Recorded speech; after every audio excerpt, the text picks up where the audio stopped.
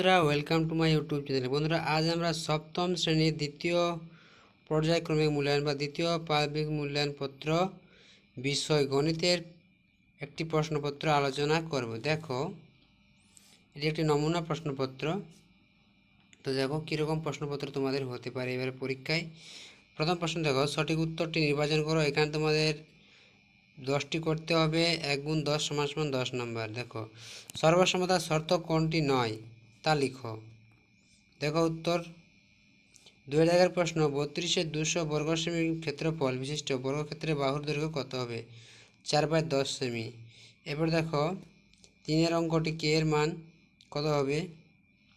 4 অঙ্কটি দেখো, এখানে বি এর ধনাত্মক মান কত হবে?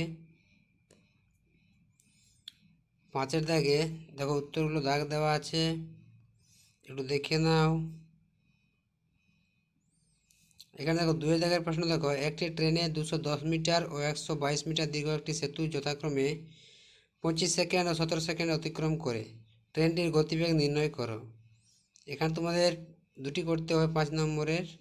5 গুণ 2 সমান সমান 5টি করতে হবে। এখানে তোমাদের 2 নম্বর করে, এগুলো হচ্ছে 2 নম্বর করে। দেখো, একটি বাস সকাল 7টা 30 মিনিটে রায়গঞ্জ থেকে রওনা হয়ে কোথাও না থেমে দুপুর 12টায় মালদায় পৌঁছলো। বাসটির গতিবেগ ঘন্টায় 45 কিমি হলে রায়গঞ্জ থেকে মালদার দূরত্ব কত নির্ণয় করো। এরপর আমরা চলে যাবো পরের পেজে। দেখো, এর 3 অঙ্ক দেখো, 3টা বলছে ঘন্টায় 48 কিমি বেগে ধাবমান 100 মিটার লম্বা একটি ট্রেন 21 সেকেন্ডে পাহাড়ের ভিতর দিয়ে একটি সুড়ঙ্গ রাস্তা অতিক্রম করলো। সুড়ঙ্গ রাস্তার দৈর্ঘ্য কত?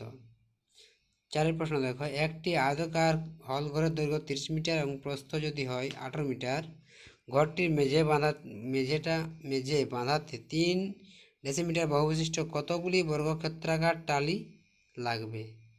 5 প্রশ্ন দেখো, একটি আয়তাকার জমির দৈর্ঘ্য প্রস্থের 3 গুণ এবং এই জমির ক্ষেত্রফল 588 বর্গমিটার। জমিটির দৈর্ঘ্য প্রস্থ পরিসীমা কত তা নির্ণয় করো। এবারে দেখো 3 দাগের অঙ্কগুলো, বীজগণিতিক অঙ্ক, এগুলো ভালোভাবে প্র্যাকটিস করবে। এই পরীক্ষায় তোমাদের আসতে পারে এই অঙ্কগুলো, দেখে নাও। এখান থেকে